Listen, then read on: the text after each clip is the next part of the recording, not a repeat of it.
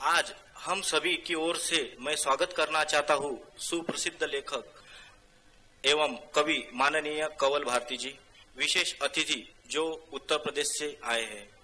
माननीय कंवल भारती जी यह एक ख्यातनाम भारतीय साहित्यकार के रूप में जाने जाते हैं। आपने 15 वर्ष की आयु से ही अपने साहित्यों से पिछड़े वर्गों पे होने वाले अत्याचार एवं परिस्थितियों के बारे में समाज में जागरूकता निर्माण करने का काम किया। स्नातक अभ्यासक्रम के दौरान आपने हिंदी साप्ताहिक समाचार पत्र सहकारी युग में समीक्षक के रूप में आपने काम किया। माननीय कंवल भारती जी, आपने अपने कविताओं एवं लिखान 20 से ज्यादा किताबों में प्रकाशित किए हैं। इनमें से कुछ किताबों के बारे में मैं अपने श्रोताओं को बताना चाहूंगा।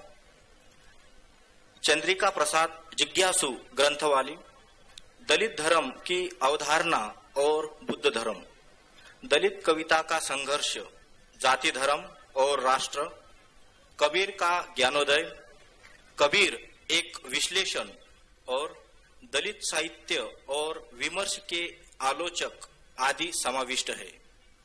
आपकी कविताओं में तब तुम्हारी निष्ठा क्या होगी और शंभुक दर्शनीय है।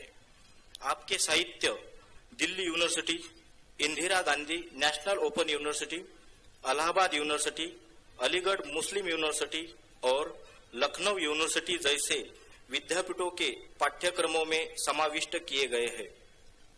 आपको 1996 में डॉक्टर अंबेडकर नेशनल अवार्ड और 2001 में भीम रत्न अवार्ड से सम्मानित किया गया है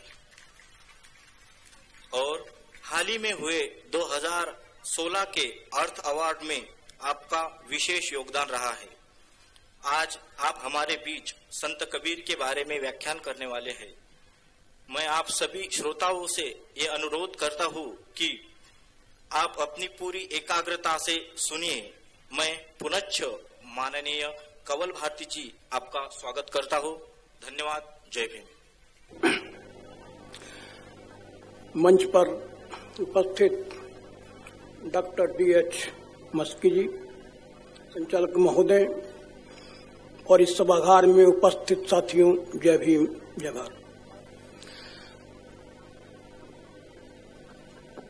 मैं बुद्ध महोत्सव की आयोजन समिति का बहुत आभारी हूं, खास तौर से रुत्यासु जी का, जिन्होंने एक ऐसे विषय पर मुझे बोलने के लिए आमंत्रित किया जिस पर डॉक्टर बाबा साहब अम्बेडकर के अनुयायियों के बीच और बौद्ध जगत में बिल्कुल चर्चा नहीं होती। अगर कहीं होती भी है तो नाम मात्र की, और वो चर्चा थोपी गई कहानियों और किंवदंतियों में जाकर के दम तोड़ देती है। इसलिए ये एक ऐसा विषय है जिस पर बहुत ही एकाग्रता से मैंने आपसे निवेदन करूंगा सुनने की। साथियों, बाबा साहब डॉक्टर भीमराव अम्बेडकर और कबीर साहब के बीच 500 शताब्दियों का अंतराल है। लेकिन अगर आप कबीर के समय को, उस समय में कबीर साहब के नेतृत्व को, उनके वैचारिक चिंतन का अध्ययन करने के बाद जब आप डॉक्टर बाबा साहब के समय को, उनके नेतृत्व को और उनकी वैचारिकता का अध्ययन करेंगे, तब आप निश्चित रूप से इस नतीजे पे पहुंचेंगे कि एक बार फिर 500 साल के बाद इतिहास ने अपने को दोहराया है।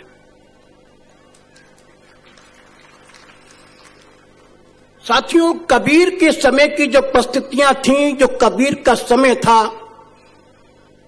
ये महज इत्तेफाक कि वही परिस्थितियां, वही समय हम डॉक्टर बाबा साहब अम्बेडकर के समय में देखते हैं। एक मुस्लिम काल की उपलब्धि है और एक ब्रिटिश काल की उपलब्धि है। दुनिया के लोग चाहे जो कहें, लेकिन हमारा यह मानना है कि यदि भारत में मुसलमान न आए होते और भारत में अंग्रेज न आए होते तो इस देश में दलित जातियों के लिए बहुत कुछ बदलने वाला नहीं था। एक शुभ घटना थी।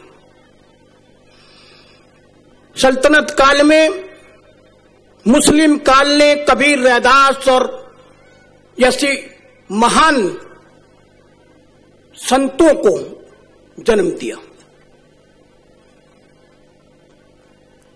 कबीर के समय में सल्तनत कायम हो चुकी थी।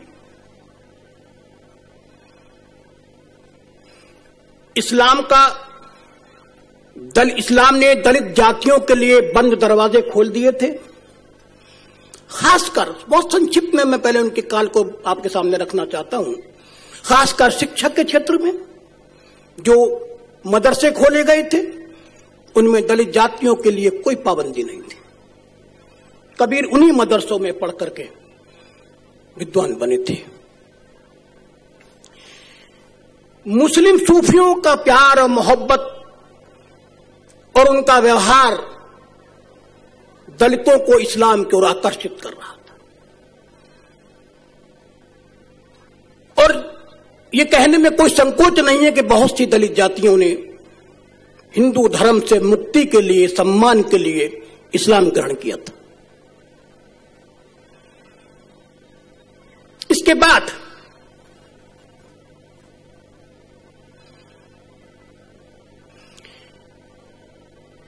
एक प्रतिक्रांति होती है। इस्लाम से हिंदू धर्म को बचाने के लिए और दलित जातियों को हिंदू फोल्ड में बनाए रखने के लिए जो 11वीं शताब्दी में आदि शंकराचार्य ने अद्वैत ब्रह्मवाद की स्थापना की थी, उसने 15वीं शताब्दी के अंदर वैष्णवी संत पंथ का रूप धारण कर लिया था।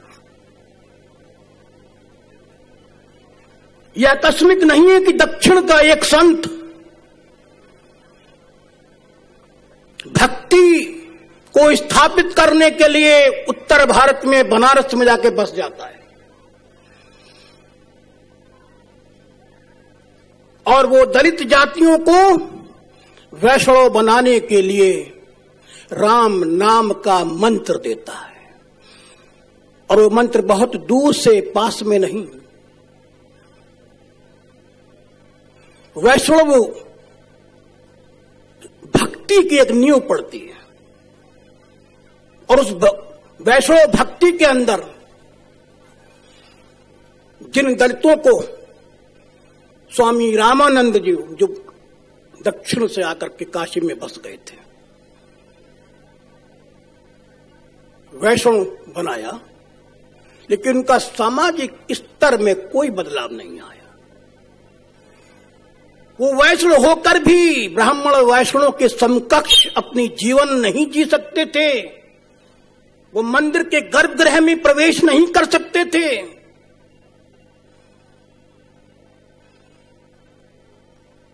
शायद ऐसे ही अवसर के लिए कबीर ने एक जगह कहा है कि वैष्णव ब्राह्मण एक हैं, ये दोनो. एक ही हैं, इनमें कोई अंतर मत समझना कि वैष्णव बनने के बाद कुछ बदल गए हैं, ऐसा मत सोचना. वैष्णव ब्राह्मण एक है. और अगर अंक माल दे भेटिए और गोदी में भर के गले मिले अगर वैष्णव चंडाल. अगर तुम्हें वो चंडाल मिल जाए जिसे रामानंद ने वैष्णव बनाया है, रामदेव, राम का नाम जय को उसे गले लगा करके मिल लो, क्योंकि वो आप तुम्हारा अपना भाई है, भटक गया है.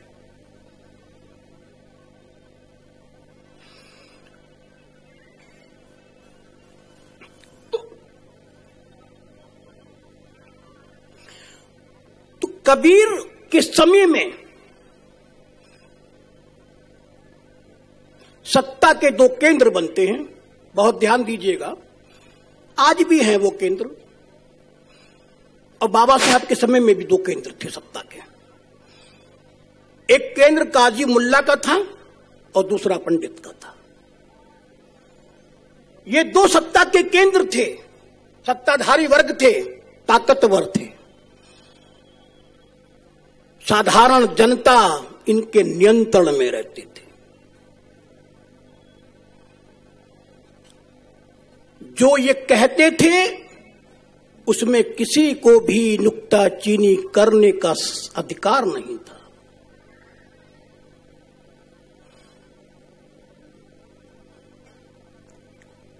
पूरा नेतृत्व हिंदू समाज का वैष्णव वर्ग के पंडितों के हाथ में था। मुस्लिम समाज का नेतृत्व मुल्लाओं के हाथ में था, और दोनों जनता को सामाजिक और आर्थिक रूप से अपना दास बनाए हुए थे।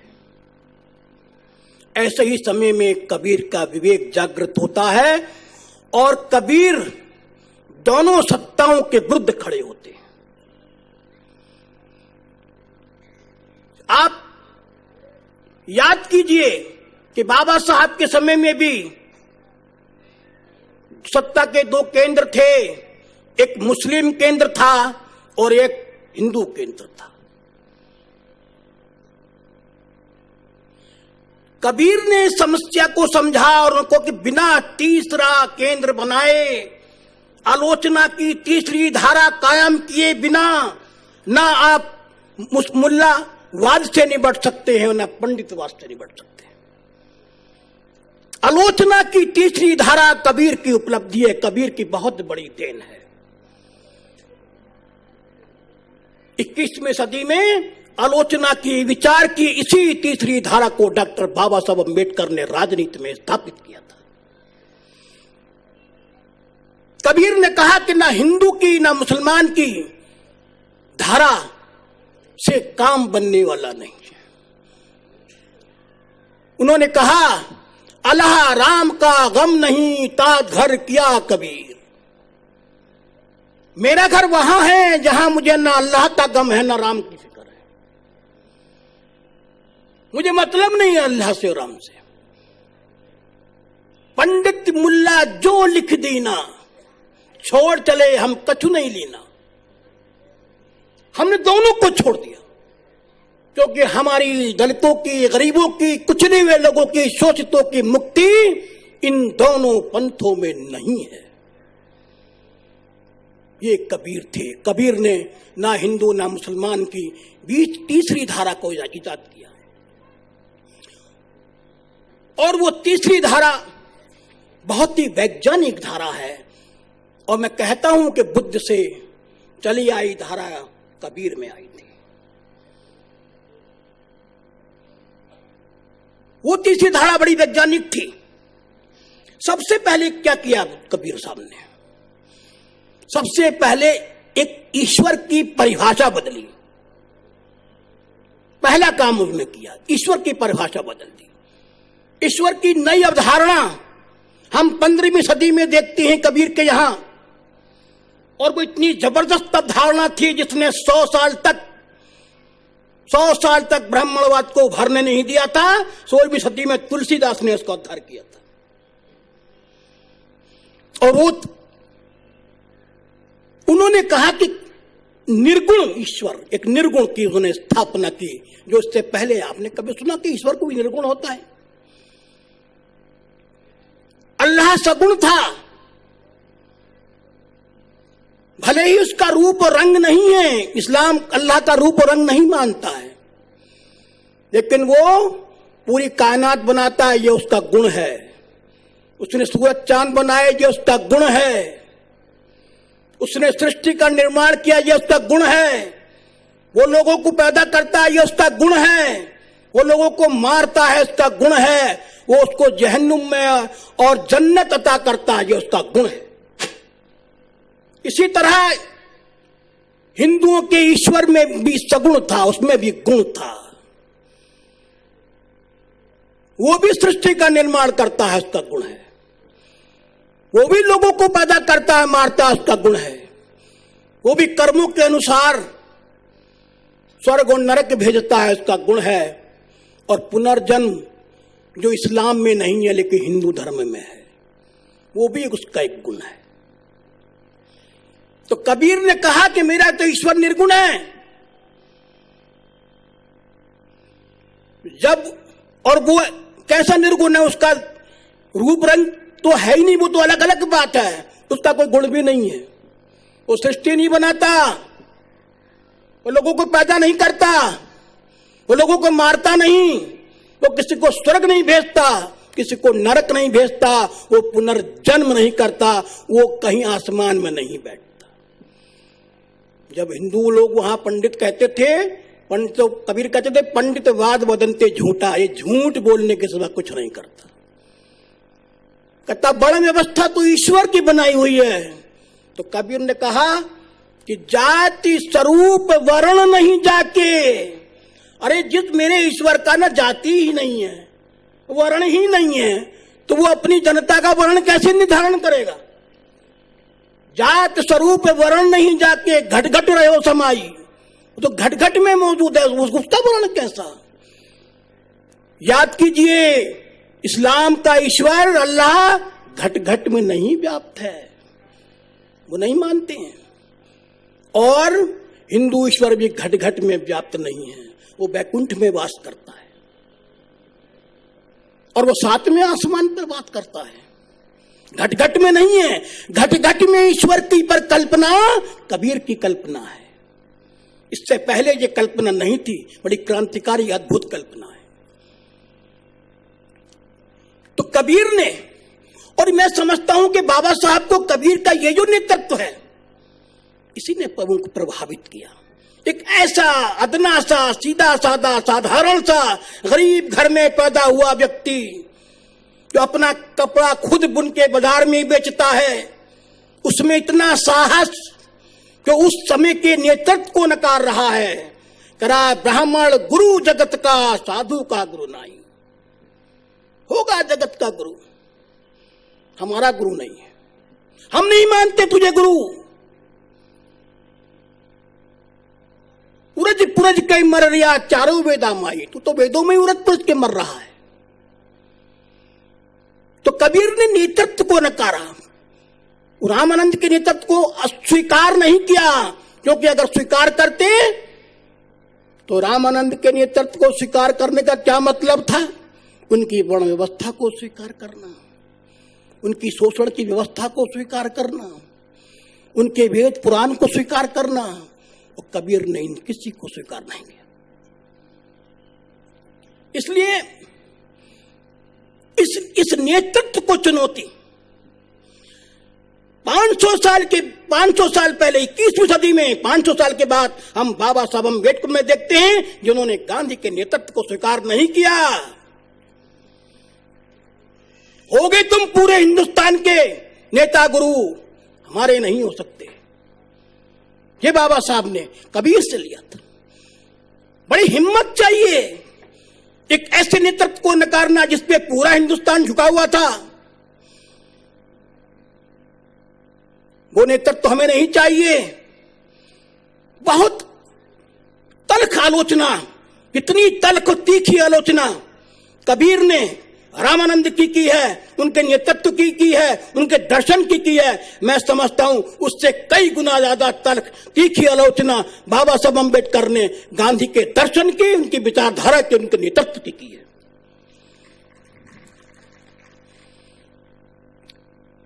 जब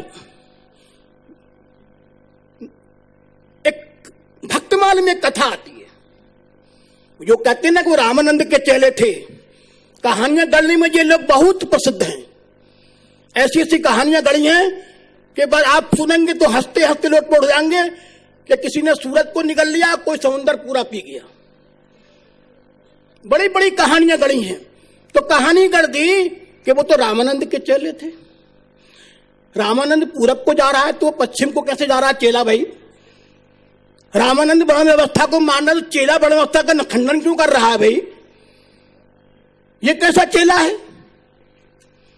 भक्तमाल में एक जगह आया है कि जब ब्राह्मणों ने जाकर के रिपोर्टिंग की रामानंद जी को, एक जुलाहा बड़ा तीव्र विद्रोह कर रहा है वैष्णव पंथ के खिलाफ, वो ईश्वर को नहीं मान रहा है, परलोक को नहीं मान रहा है, स्वर्ग नरक को नहीं मान रहा है। तो रामानंद जी ने कहा कि हाँ सुना है, हमारी उससे मुलाकात कराओ। तो भक्तमाल में जिक्र आता है, उनकी मुलाकात होती है, उनको ले गया जाता है। कबीर साहब के पास आते हैं कि आपसे स्वामी जी मिलना चाहते हैं। तो कबीर कहते हैं हम तो कब से तैयार हैं हमारे स्वामी से मिलने के लिए। हम तो चाहते हैं जिन समस्याओं पर हम जूझ रहे हैं उनका कोई हल निकले। हम तो चाहते हैं कि हमारी बात उन तक पहुंचे और वो अपने बात हमें बताएं, हमारे कुछ सवालों का जवाब दें। तो भक्तमाल के अनुसार बता रहा हूं मैं, अपनी कहानी नहीं बता रहा। जब कबीर साहब की मुलाकात उनसे होती है तो कबीर साहब और रामानंद के बीच में टाट का मोटा पर्दा डलवाया गया। कबीर साहब रामानंद को नहीं देख सकते थे और रामानंद कबीर को नहीं देख सकते थे। दोनों के बीच बातचीत हुई और बातचीत किसी नतीजे पर नहीं निकली। जो व्यक्ति छुआछूत से इस कदर ग्रस्त था कि पर्दा डलवा करके बात करता था, कबीर उसको अपना गुरु बनाएंगे? कभी नहीं बनाएंगे। उसको तो दूर से फटकार देंगे कि तू तो मेरे मतलब का ही नहीं है। तो कबीर वही उन्हीं गुरुओं के लिए कहते हैं, पंडित मुल्ला के लिए, कि मेरा तेरा मनुआ एक कैसे हो ही रहे। अरे मेरा तेरा मन एक हो ही नहीं सकता, कैसे एक हो सकता है? मैं कहता हूं आंखन देखी, तू कहता कागज की लेखी। मैं तो आंखों देखी बात कहना चाहता हूं, तुम कागज की लेखी। तुम कुरान में, वेद में, पुराण में क्या लिखा है ये बताते हो। मैं कहता सुलझावन हारी, मैं सुलझाने की बात करता हूं, हल की बात करता हूं, निदान की बात करता हूं। तुम राखियो उलझाई रे और तुम इन्हीं किताबों में इनको उलझाए हुए हो पब्लिक को। मेरा तेरा मनुआ एक कैसे हुई रे। याद कीजिए 2500 साल पहले बुद्ध ने कलामों को क्या उपदेश दिया था कि पोथियों में, शास्त्रों में जो लिखा है उस पर विश्वास नहीं करना। अपने अनुभूत ज्ञान से जो सत्य लगे उसे ज्ञात करना। आंखों देखी का मतलब है अनुभूत ज्ञान और कागज लेखी का मतलब है पोथियों में, शास्त्रों में जो लिखा है वो। 2500 साल के बाद कबीर ने यही बात कही जो बुद्ध ने कही थी कलामों। तो कबीर ने जिस निर्भीकता से उस स्थापित परंपरा, स्थापित विचारधारा को खंडन किया, वो जबरदस्त खंडन है।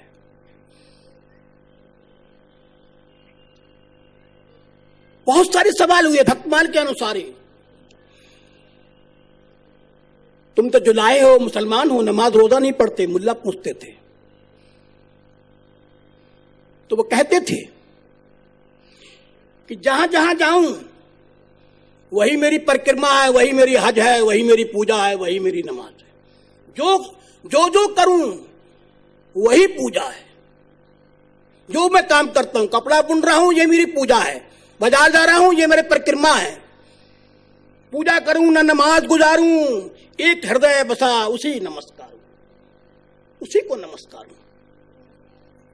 आंख न मूंदूं, आंख मूंद के मैं ध्यान में नहीं बैठता। कान न रूंधूं, इनके गोरखपंथियों की तरह कान नहीं रूंधता मैं। खुले नैन में हंस हंस देखूं, सारा जगत निहारूं। कोई चीज छिपाता नहीं हूं मैं, सब कुछ स्पष्ट देखता हूं। जो हो रहा है उसे स्पष्ट देखता हूं, सारा जगत निहार रहा हूं मैं।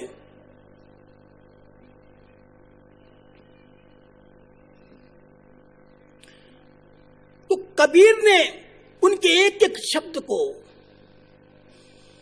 जब वो राम का मंत्र देख करके कहते थे कि तेरे दुखों से मुक्ति होगी। कबीर बड़ा सुंदर बात कहते हैं, बहुत सुंदर बात। शायद इतना तार्किक जवाब कबीर के अलावा किसी ने दिया नहीं। खाण कहे मुख मीठा, क्या खाण कहने से, चीनी कहने से, शक्कर कहने से मुंह मीठा हो गया?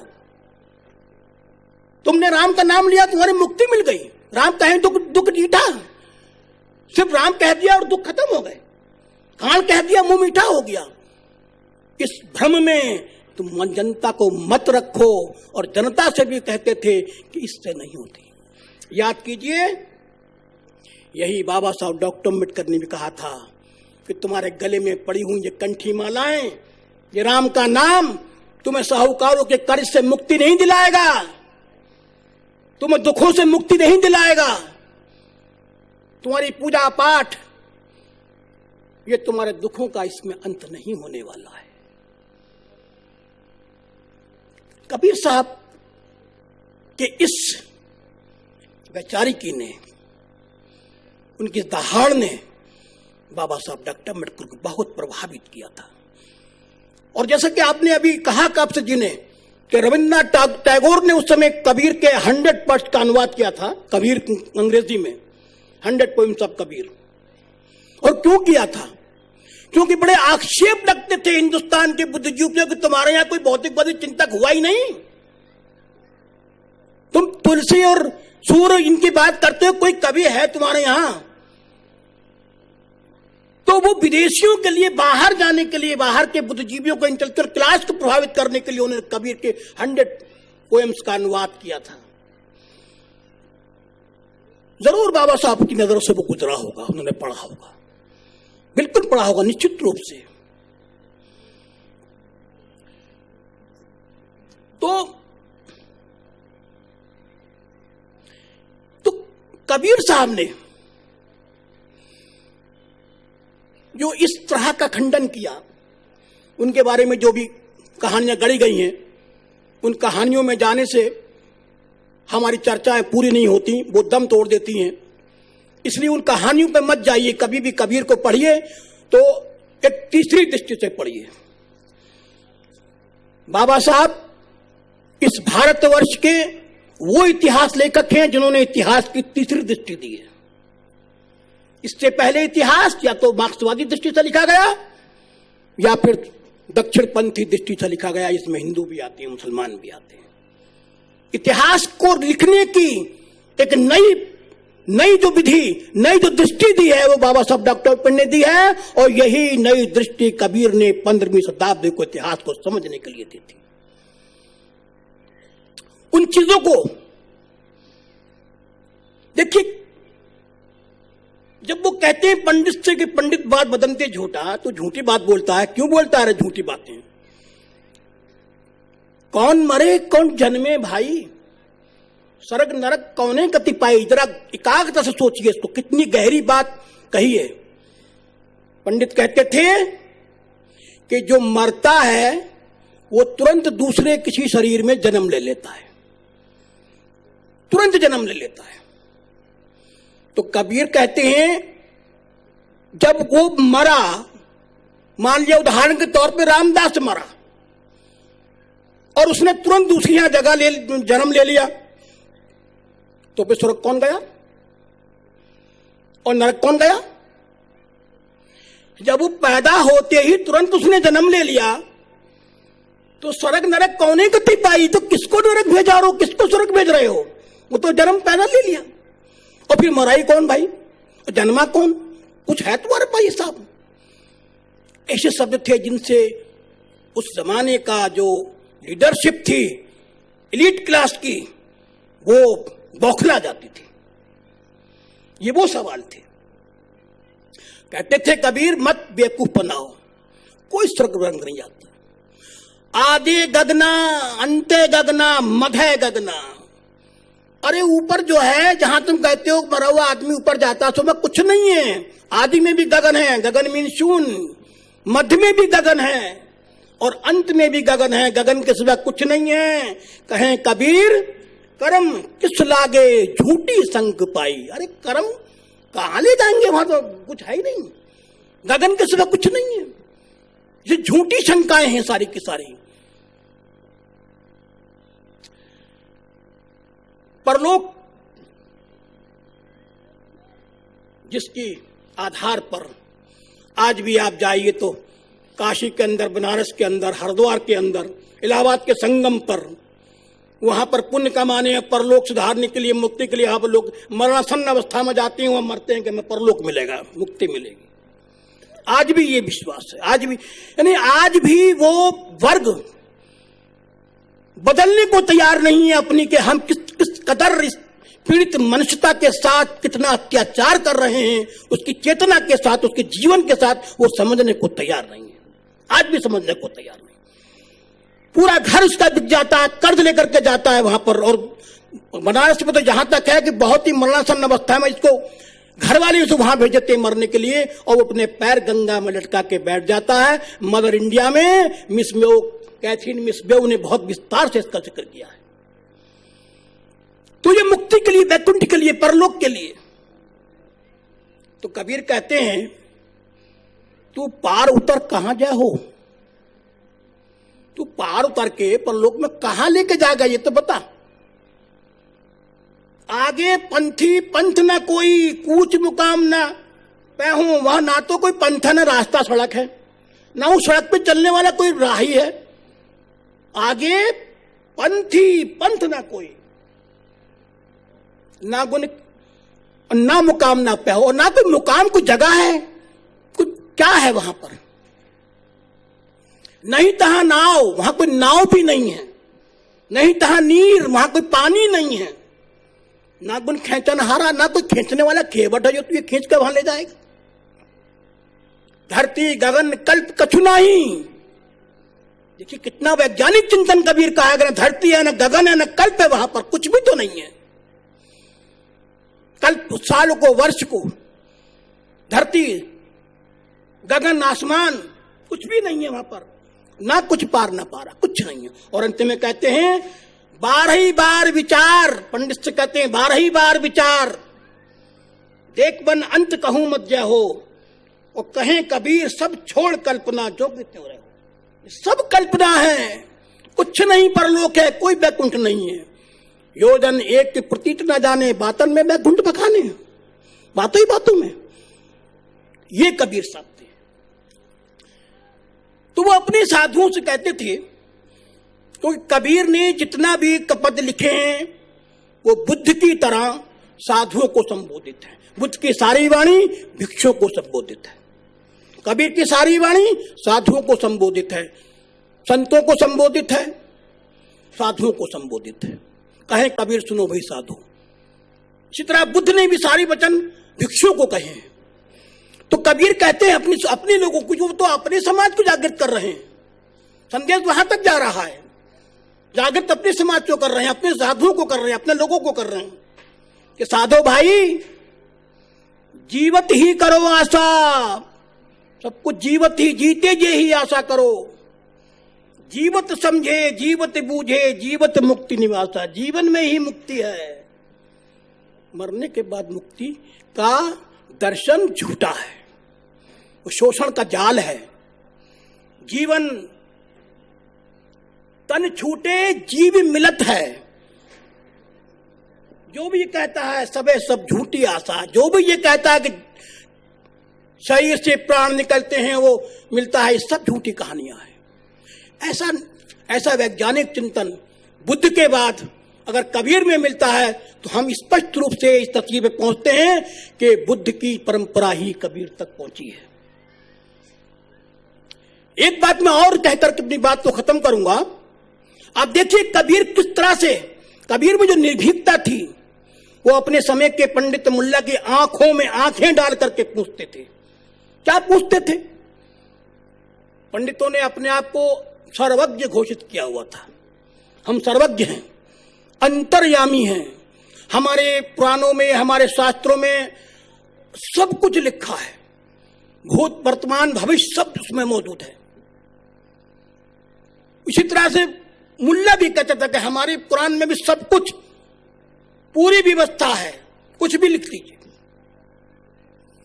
तो कबीर मजाक में नहीं, उपहास में नहीं, बिल्कुल एक विकासवादी सिद्धांत के आधार पर इन लोगों से क्या कहते थे, आपको थोड़ा उपहासात्मक लगेगा, क्या कहते थे? वो कहते थे जहिया करतम ना हता धरती हती न नीर। जब ना कोई धरती थी, ना पानी था, ना कर्म था, उत्पत्ति प्रलय ना हता, ना उत्पत्ति थी ना प्रलय थी, तब की कहें कबीर।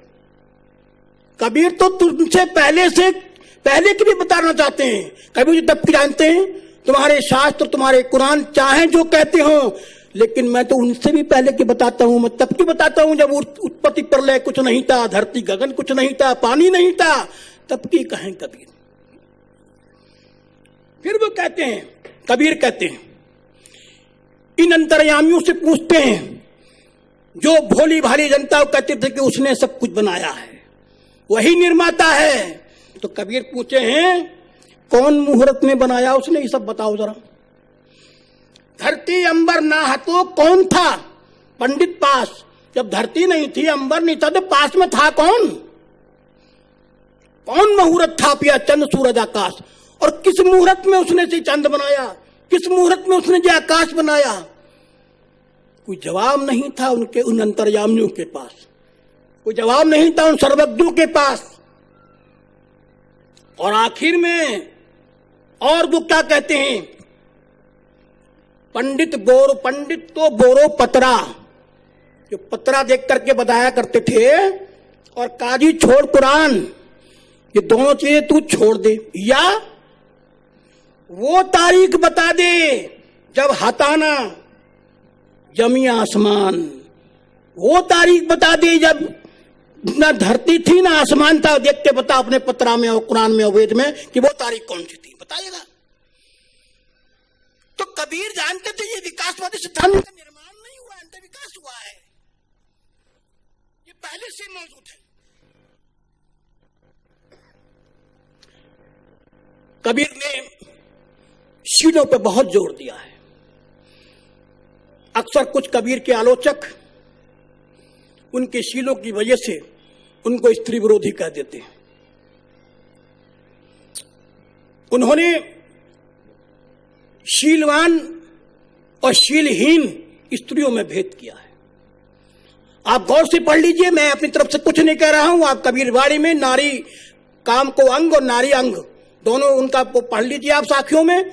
उन्होंने दोनों स्त्रियों की जिक्र किया है और शीलवान स्त्रियों की उन्होंने प्रशंसा की है और चरित्रहीन और शीलहीन स्त्रियों की उन्होंने निंदा की है। अक्सर कबीर के आलोचक उनके उन्हीं पदों को लेकर के कबीर पर आरोप लगाते हैं। उन्होंने तो यहां तक कहा, कबीरा जो कोई सुंदरी जान करे वे विचार। आज तो रेप बहुत ज्यादा जगह हो रहे हैं, उस जमाने में भी होते थे। तो कहते हैं कबीर, कबीरा जो कोई सुंदरी जान करे वे विचार, ताई ना कबहू आदरे परम पुरुष भरतार। उसको कोई आदर नहीं देता है। तो कबीर ने जो लड़ाई लड़ी इस देश में 15वीं शताब्दी में काशी में, वो अकेले के दम पर नहीं लड़ी, ये मैं बता दूं आपको। उनके साथ एक बहुत बड़ी संख्या में उनका अनुयायी वर्ग था। अगर उनके साथ बहुत बड़ी संख्या में अनुयायी वर्ग नहीं होता तो वो जीवित नहीं रह सकते थे। ये दोनों सत्ताधारी नेतृत्व वर्ग उन्हें जीवित नहीं छोड़ सकता था। उनका बड़ा प्रभाव था काशी के अंदर। वो जब जाते थे तो उनके साथ पूरा एक उनका मंडली चला करती थी साथ में। और वो खाली ऐसे ही नहीं थे, वो लाठी लेकर भी खड़े हो जाते थे, जो कोई फूके घर अपना चले हमारे साथ। क्योंकि ये एक कठिन डगर थी संघर्ष की, लड़ाई की। इसमें घर में भी आग लगाई जा सकती थी, आपका सब कुछ नष्ट हो सकता था। वही व्यक्ति हमारे साथ चले, क्योंकि ये बहुत बड़ी लड़ाई है। ये अस्मिता की लड़ाई थी, ये मुक्ति की लड़ाई थी, ये गरीबी से मुक्ति की लड़ाई थी, अंधविश्वास से मुक्ति की लड़ाई थी, और एक नई दिशा में जाने की लड़ाई थी। और इसके लिए कबीर ने जो वर्ग तैयार किया वो लड़ने मारने वाला वर्ग भी था। और अंत में क्योंकि वो सल्तनत थी, वो लोकतंत्र नहीं था। बस बाबा साहब उनके समय में यही अंतर है कि बाबा साहब लोकतंत्र में बाबा साहब का हम नेतृत्व देखते हैं और हम कबीर का नेतृत्व सल्तनत में देखते हैं। और उसका परिणाम यह हुआ कि कबीर को काशी से देश निकाला देने का फरमान सुनाया गया।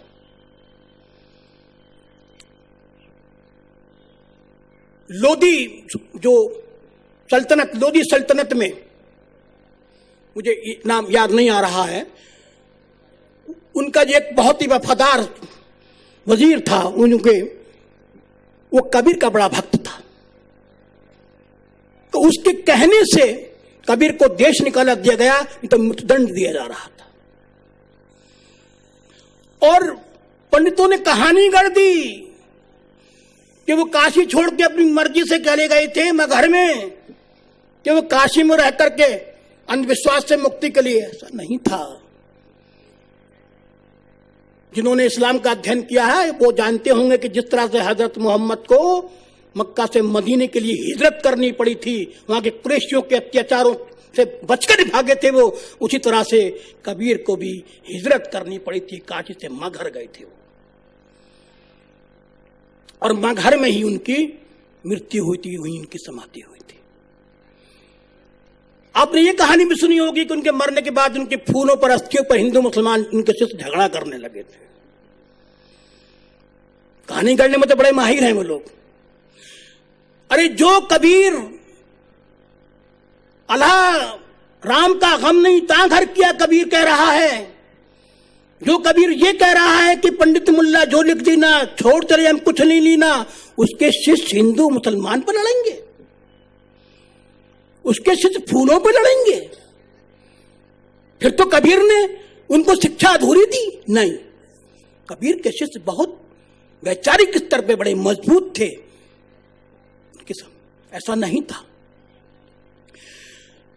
अंत में मैं ये कहना चाहता हूं कि कबीर ने अधूरी लड़ाई लड़ी क्योंकि वो लोकतंत्र नहीं था, और उस अधूरी लड़ाई को पूरा किया डॉक्टर बाबा साहब अम्बेडकर ने अपने समय में।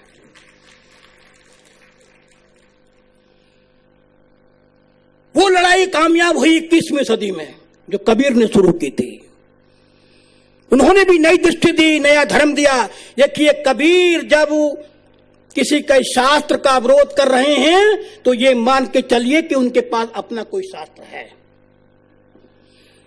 जब कबीर उनकी अवैज्ञानिक धारणाओं का खंडन कर रहे हैं तो मान के चलिए कि उनके पास अपनी एक वैज्ञानिक धारणा थी। जब वो उनके ईश्वर का खंडन कर रहे हैं तो मान के चलिए कि उनके पास अपना एक ईश्वर था, अपना एक धर्म था। वो हम 21वीं सदी में डॉक्टर बाबा साहब अम्बेडकर को पूरा करते हुए देखते हैं। उन्होंने मुस्लिम लीडरशिप के खिलाफ भी उतना ही तीखा लिखा है जितना हिंदू लीडरशिप के खिलाफ लिखा। उन्होंने एक नई दृष्टि दी, नया धर्म दिया, नया विजन दिया, नई लड़ने की नई ताकत दी, एक एहसास कराया कि तुम मनुष्य हो, तुम किसी के गुलाम नहीं हो। यही कबीर ने दी थी। कबीर सही मायनों में बाबा साहब के गुरु थे, और बाबा साहब ने कबीर से बहुत कुछ लिया था, ऐसा मेरा विश्वास है। बहुत बहुत धन्यवाद।